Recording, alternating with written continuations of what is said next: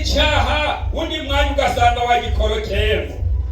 Hariho umunsi uhoraho azoshinga wewe na jewe tubabiwe, tubabo yiharije, hamwe atamwasi Satani yongera kukwitiza ukundi. Yesu nashimwe cyane.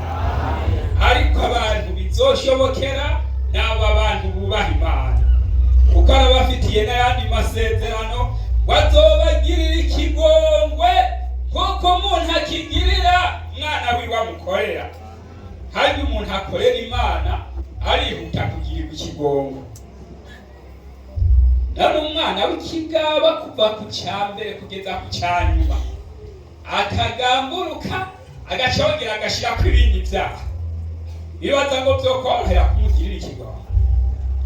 Jewe ndafise umwana arakunda kugira utuntu tw'ubugaba, mugabo umutumye ahantu bicura mbere ko avagira n'isanganya ku rugero agenda. Ubundi bugaba arabufise, yandi makosa ukayamukosora bikanamugora ko yareka, mugabo hibuza ni ikintu cyitwa gutuma. Ngomba ndagutuma ahantu arindira gusa kuheza ivy'umutuma, ari naho usama yagucika ntaguze. Waharura ngo arashitseyo ugaca usanga ahubwo aragarutse kandi azanye vya bintu.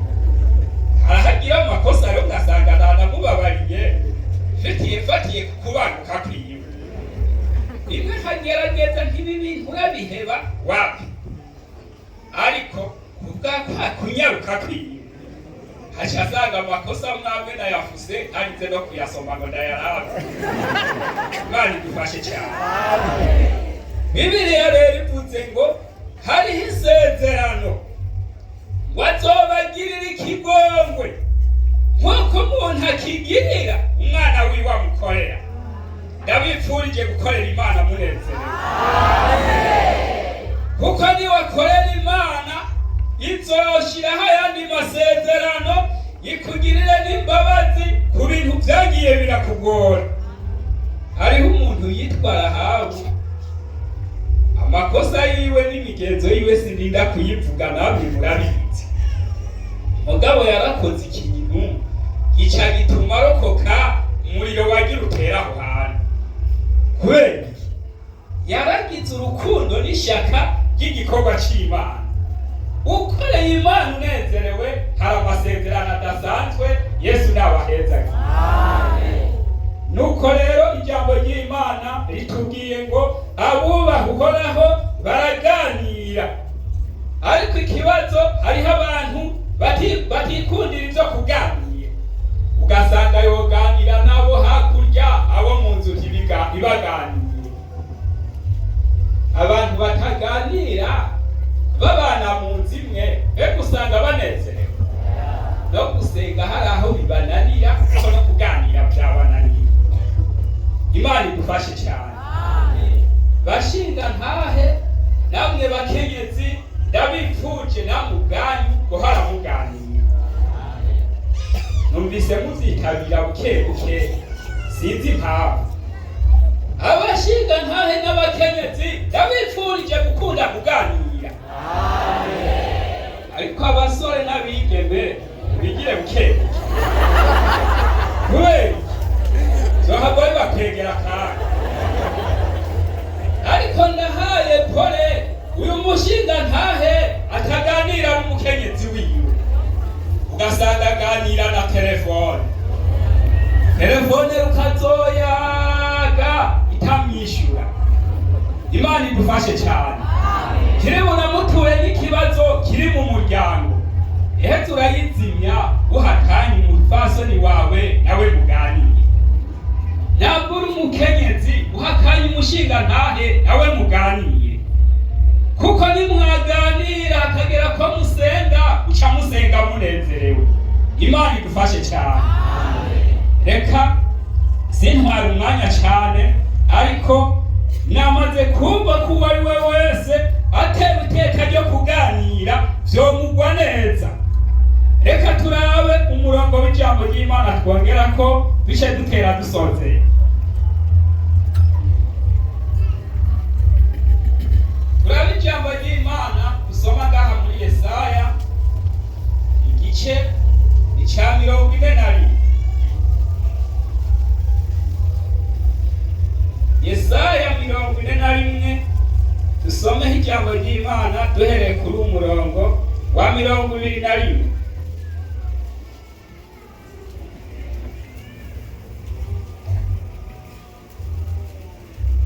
Duhere ku murongo w'8, Yesaya 41. Yesaya 41 dusome ku murongo w'8, ku mutwe w'umujambo havuga ngo ibiremesha abubahiki. Turasoma ku 8.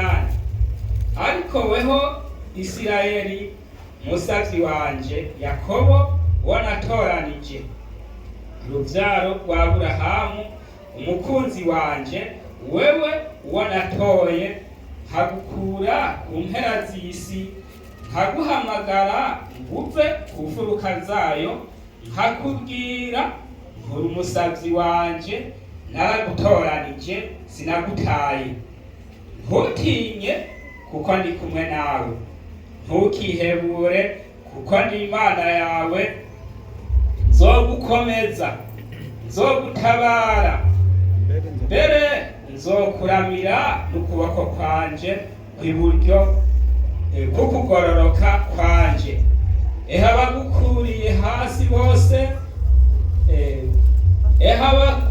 abakurakiye bose bazoteterwa bamaramare, abagutonganya bazocika ubusa baranduke, abaguhaririza uzobarondera babure.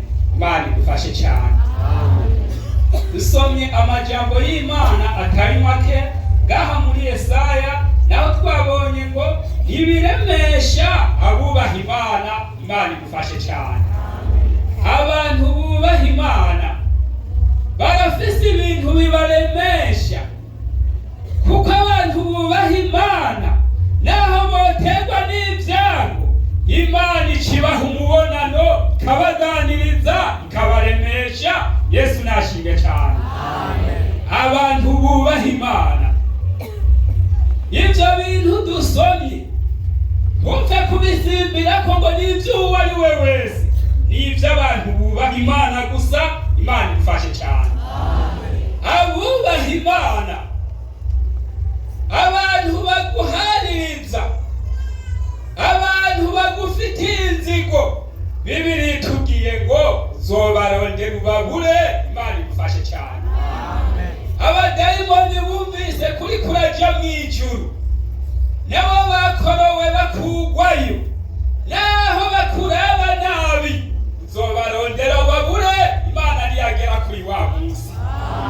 Hariho amasezerano ku bantu bubaha Imana, ariko ikintu kigoye abantu bo muri kino gihe ntibakigwije kubaha. Imana idufashe cyane. Mbega Imana mutarahwana n'umunsi n'umwe woyubaha? Byarakunaniye ko wubaha abantu bayo? Wari ukwiye gufata umwanya wo kugira amastage yo kubaha, ukabanza ukubaha abantu b'Imana, ukabanza ukubaha abakozi b'Imana. Abantu b'Imana twese tukubahana, abakozi b'Imana tukubaha ishengero nk'uko mubona twabubashe. Rega muravye mwebwe bona tutari hasi ya, rega namwe mumaze iminsi mubiraho, namwe mukatwubaha nk'uko natwebwe tububaha. Tuje kubaraba mubona ko turinda kuduga tukuriye. Imana idufashe cyane. No mu mitima yacu tukabafata uko nyene, namwe mu mitima yanyu mukadufata uko nyene, kuko twese tugeze imbere y'Imana turi abana b'iki. Yesu nashimwe cyane. Abantu bubaha Imana babanza kubahana nabo ubwabo. Uze wubahe mugenzi wawe muririmbana, wubahe mugenzi wawe mwicarana, aho uzoba uri kurimenyereza kubaha Imana.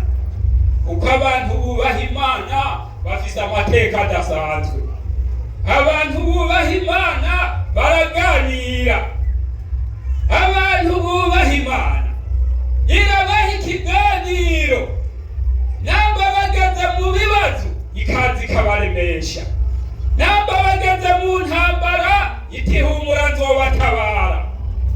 bagaca bumva gutuza, bagaca bumva kuruhuka.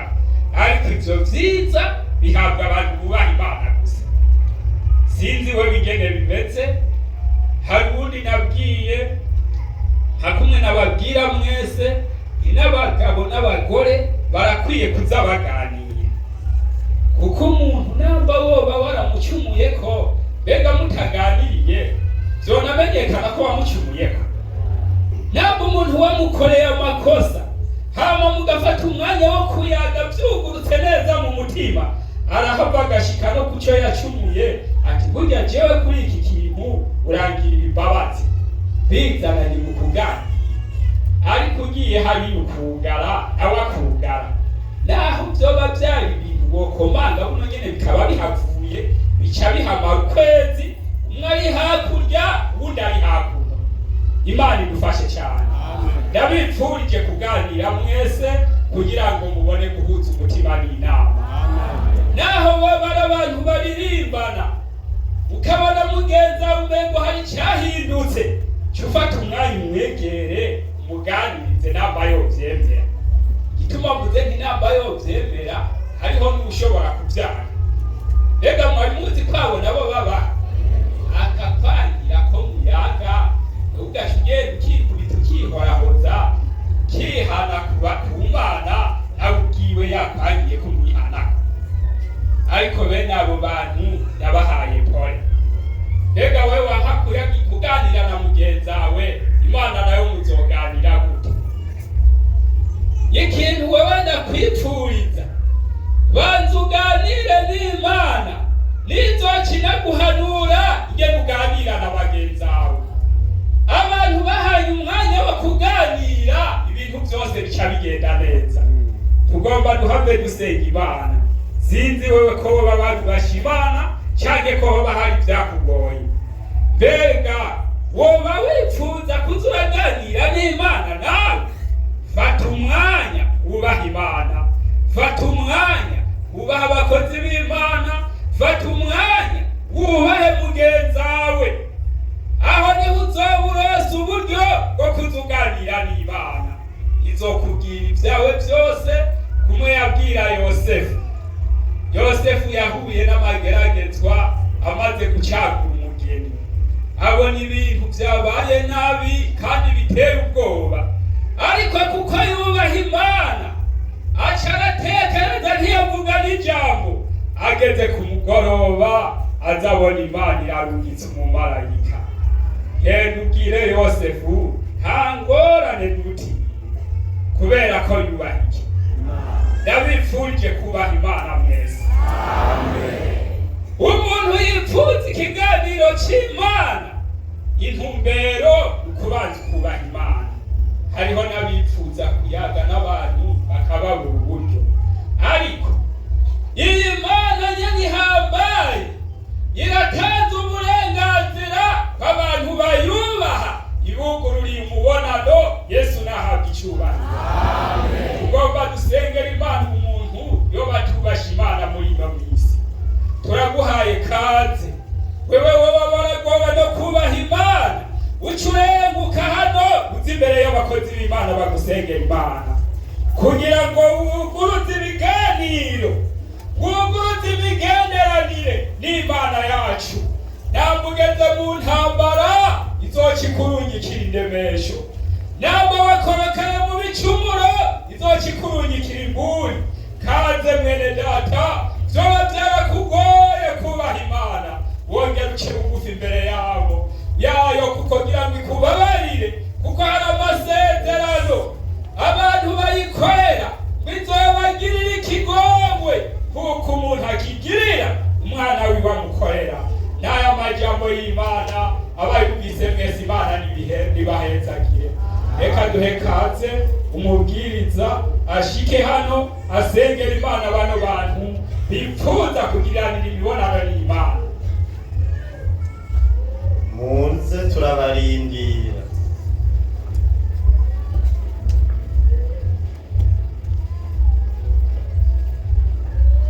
Aha hose hejuru mwofukama nta ngorane.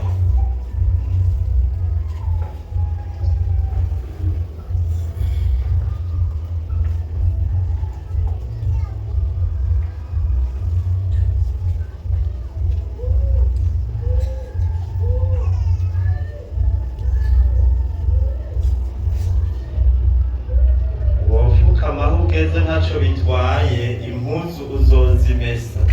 Reka dusenge Imana. Mana yo mwijuru, uweranye n'amahoro, Imana yacu idukunda, Imana yacu idutegurira ibidukwiriye. Turagushimiye Mwami, turagukengurukiye iki gitondo ciza. Turagushimiye ko wari wemeye Mwami ko ishengero ryawe ryinjira. Turagushimiye ko wari wuguruye inzugi Mwami z'ingoro yawe, kugira ngo abantu bawe Mwami bacurirwe amajambo yawe. Turagushimiye ijambo ryiza ry'ubugingo warungikanye umukozi wawe Mwami, n'ijambo ry'indemeshanyo, n'ijambo Mwami ritwibutsa ko dufise uburenganzira ko kuguhamagara. Haleluya, wabwiye umukozi wawe ngo mpamagara nanje ndakwitaba. Ibyo byose nivyerekana ko watwugururiye ibiganiro. Haleluya, kandi Mwami iyo umuntu aguhamagaye ataco mupfa, nawe uri mwijuru uramwumva. None bayo Mwami, none rero ngaba abamaze gutahura ibanga ryawe ryo kwiyeza mu maraso yawe, bamaze kumva ijambo ryawe ryiza, bamaze kumva Mwami ko hari ivy'umugwanizi Mwami yabatsindishije, bituma badasubira kuganira nawe, bituma badasubira kumva ijwi ryawe, kuko iyo umuntu atakiganira nawe, haleluya, ntiyumva ijwi ryawe. None rero ngaba baraciye bugufi, barapfukamye munsi y'umusaraba. Munsi y'umusaraba niho birongeka, munsi y'umusaraba niho twacunguriwe, munsi y'umusaraba niho twarongeye imbabazi, niho bapfukamye. Natwe nk'abakozi turabarengukanye, turabaduganye igorogota y'amaraso wavira ku musaraba. Haleluya, nababoneke ko naboze Mwami, aboze Mwami, aboze ibyo bibuka n'ibyo batibuka, ibyo bokwita bito canke binini, ubagwize ko imbabazi zawe, ubaharira utabaharuriye Mwami. Uhejeje kubaharira, inkomezi zawe nizo tubasabiye, inkomezi zawe nizo tubasabiye. Haleluya, kugira ngo bashobore kuramiriza, kugira ngo bashobore gukuraho ibituma batumva ijwi ryawe Mwami, uzoba ukoze. Ubandike ko kirazira muri ino minsi yanyu ibigwisha ari byinshi, ubagwize ko imbabazi zawe n'inkomezi zawe Mwami, uzoba ukoze. Ibisigaye ugenda ubikora nk'Imana, tubisabye gutyo mu izina ryawe ryera Yesu, amen. Ari umutwaro w'indwara cyangwa ari ikindi kibazo, uce uhaguruka tugusengera Imana, kandi wizere ko Imana ishobora kukwishyura. Muri aka kanya rero dusabe mwarimu Niyongabo Felix ashike hano asengera Imana bano bantu barwaye n'aba bafise imitwaro y'uburyo butandukanye. Kaze mwarimu. Uhoraho katika jina la Yesu Kristo, Imana y'ubushobozi, Imana y'ububasha, Imana ihoraho kandi izamara ibihe bidashira, turagushimiye kubw'amajambo y'amazima. Mana, ihanga ryawe rirahejeje kwirimbura mu mitima, rirabona ko ryatsinzwe. Nk'uko rero wamye urikora, uhejeje kwigisha abafise imitwaro, abafise uburwayi, warahaguruka ukabagira neza, ukabatabara. None Mana, ndakweretse ubu bwoko bwawe buhagaze imbere yawe, hari abafise ibisata vy'indwara bitandukanye, hari n'ababuze inyishu, hari n'abihebuye. Mana, ndasenze mw'izina rya Yesu Kristo, ndabatuyeho gukira uhereye isaha na kano kanya. Mwabugwayi mwigiza gakomeye, ndabakankamira muve muri iyo mibiri izina rya Yesu Kristo. Va muri iyo mibiri, musohoke mugende mw'izina rya Yesu Kristo. Ndabamuye ububasha n'ubushobozi. Tukiriko turasenga, ndategetse katika jina la Yesu Kristo, ndategetse katika jina la Yesu Kristo, na ugwayi sohoke uve muri iyo mibiri. Uhoraho genda muri iyo mibiri, ababoshwe n'abamubohore, abamaze igihe kirekire Satani yabahekereje ibisozi bikomeye, ubiture hasi katika katika jina la Yesu Kristo. Bisanga uwe